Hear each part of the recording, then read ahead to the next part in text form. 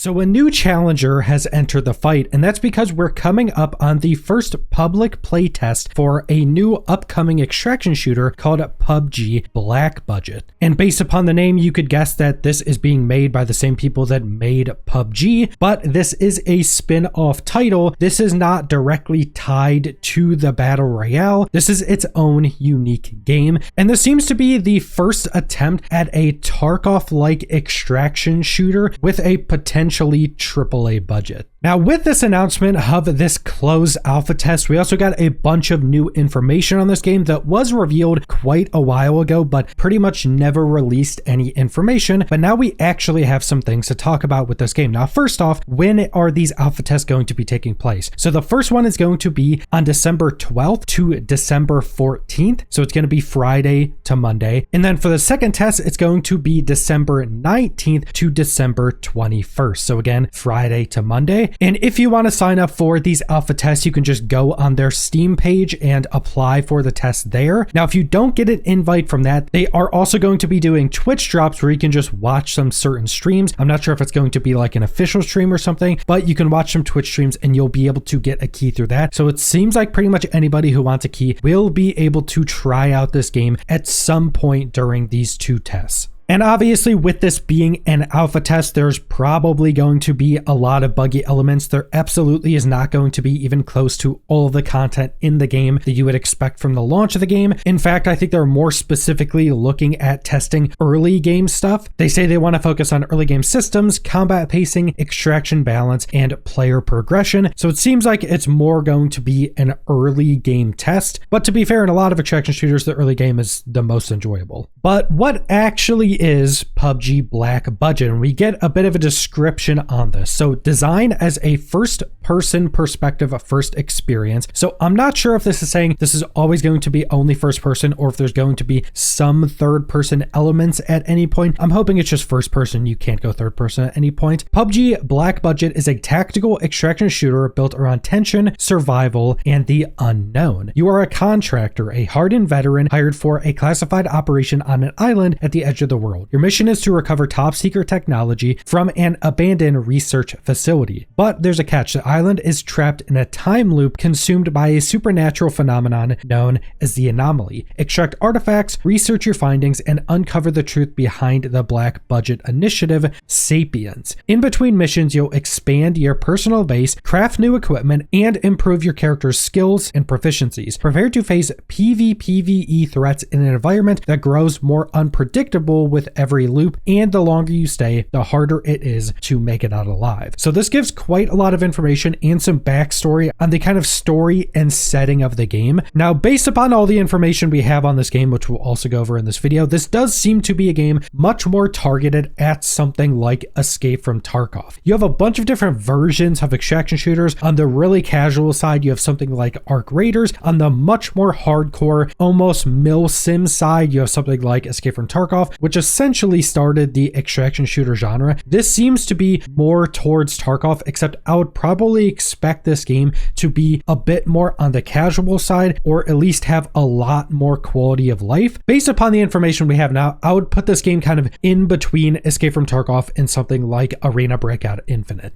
Now, what's also pretty interesting is this obviously has this supernatural element to this game. It's not going to just be like a pure milsim, but it's also harkening back to what essentially inspired the extraction shooter genre in the Stalker series. If you don't know, Escape from Tarkov is heavily inspired by Stalker. It just doesn't have any of the supernatural elements to it. This game is seeming to go back to those supernatural elements, even with things like anomalies and artifacts, which are also in Stalker. So it has a lot of that. Also, just based upon some of the systems we got here, it seems like it's going to be launching with a lot of the systems that a lot of extraction shooters kind of have now. You have your base that you can build up, which is personally one of my favorite things about the extraction shooter genre. But I do think a lot of extraction shooters haven't gotten like their hideout or their base quite right. I think Tarkov is probably the closest in making it something that has a lot of progression in it, that gives you a lot of new ways to earn equipment or craft things, but also isn't completely required. required. And then they talk a bit about progression, so crafting new equipment. Obviously, it's an extraction shooter. The loot is going to be one of the most important parts of it, but also has improved your character's skills and proficiencies. I'm wondering if there's going to be some type of like abilities or skill tree, or if it's going to work more like Tarkov has their skills, where it's essentially you just do something and you level up that skill. Like in Escape from Tarkov, you can level up your strength, which allows you to carry more. And then once you get max rank, they also give you another buff for being max rank. So I'm wondering if that's what the proficiencies are going to be and if skills are going to be something different. But it seems like there is going to be quite a lot of progression in this game, which is something I think extraction shooters need to get right to stay successful for a longer period of time.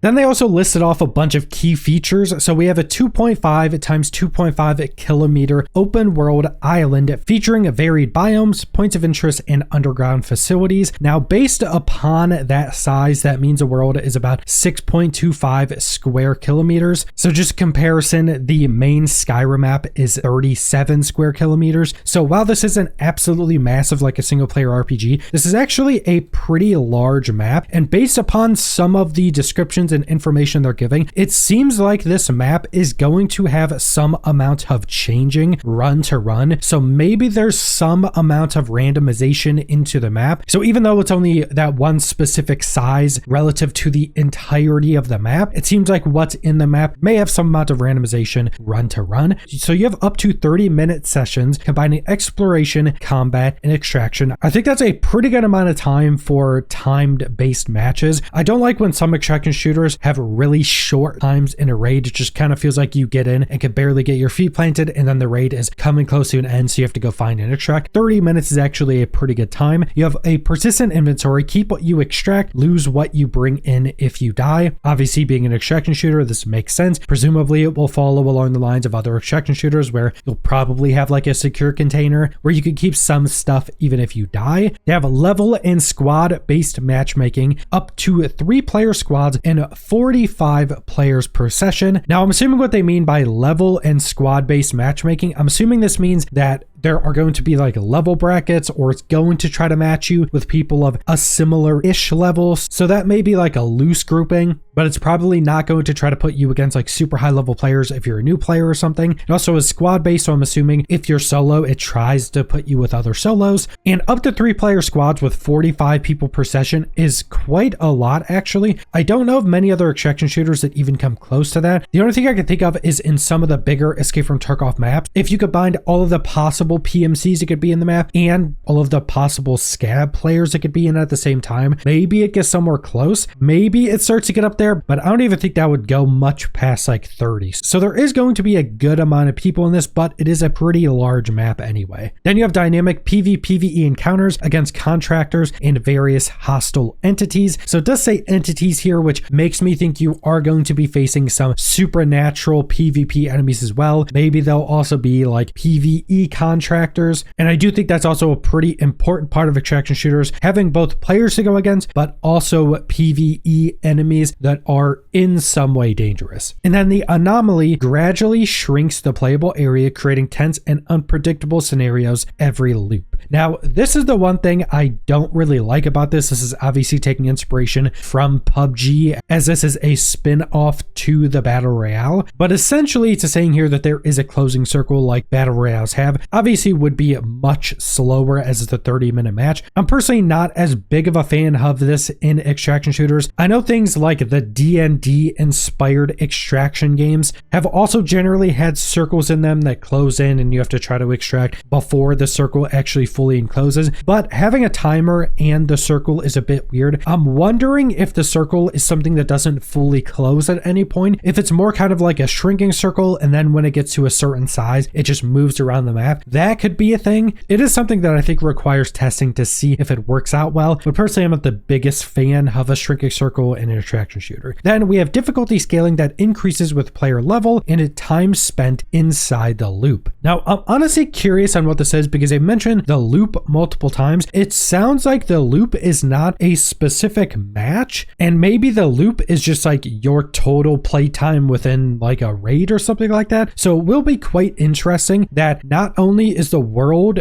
that you're actually playing in going to be able to change, but it seems like the enemies and the difficulties you face will get harder as you level up, as you raid more. So I'm not exactly sure how this is going to work, but they are trying some more unique things that I really haven't heard or seen of in other extraction shooters. And then we also get some information on a progression and customization. So 3 rival factions offering contracts, missions, and rewards tied to loyalty and reputation. So there is going to be like a vendor reputation system like we see in things like Escape from Tarkov, where it seems like contracts are going to be more kind of base things like a collect something, kill something. Then missions are probably going to be more story focused things. Obviously, you'd be getting a bunch of rewards for leveling up these different faction vendors. And there is also loyalty and reputation. So I'm wondering how those are going to work together. I'm assuming that sticking with one faction over the other may just unlock you more and more rewards, probably specific to that faction. But it is also pretty interesting that we get to choose between these 3 different factions that are probably going to have different focuses, and maybe you can only get certain things if you go rank up one of the factions. Then we have persistent character growth through skills, proficiencies, and upgrade systems. So again, not exactly knowing what this is, but they are specifically having skills and proficiencies in different contexts. So I'm not exactly sure how they're going to differentiate those. I'm assuming we're probably not going to be getting like any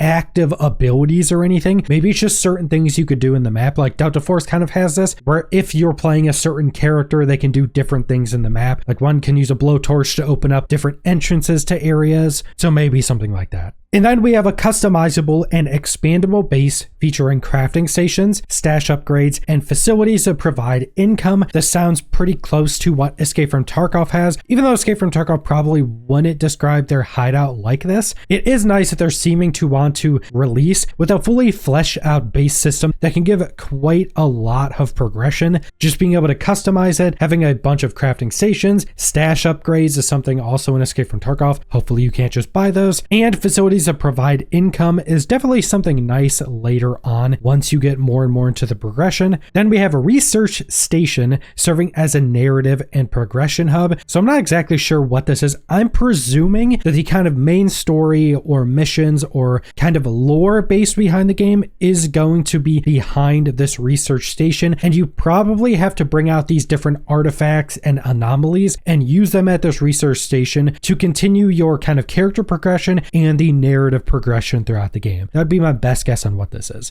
And then we have extensive weapon and gear customization, including faction exclusive items. So it seems like the loyalty to the factions will be important if you're looking for some specific items, but I'm very much hoping that the weapon and gear progression is more towards something like Escape from Tarkov, just maybe a little bit simpler. I do think some of the newer extraction shooters have just gone kind of too simple on like weapon and gear customization. I think Escape from Tarkov or something like a Rated Breakout Infinite have done a pretty good job at making that system pretty complex and really interesting. Then you have healing items and stimulants enhancing survivability and performance, something pretty common in extraction shooters as well. Then you have full character and equipment customization, including appearance, clothing, as well as weapon and equipment skins. This is something we're seeing a lot more in extraction shooters. Escape from Tarkov has even started a lot of this. Now they're obviously going to be selling a lot of this. I'm hoping the only thing you're able to buy in this game is cosmetic stuff, but I do also hope there are actually skins in game that you can extract with. This is something that I don't think has been done very much in extraction shooters yet, where you could maybe go find like a super cool skin actually in the match and then extract with it and then just use that skin yourself. There are kind of elements like this in something like Delta Force, but the majority of that is just kind of taking out an item that you open up for random skins. So I do hope there is actual ones earnable in game that you find in a match that's just like a rare drop from something that you can then extract with and use as a skin for any of the different cosmetic items you can end up getting. That is definitely something that can be really interesting.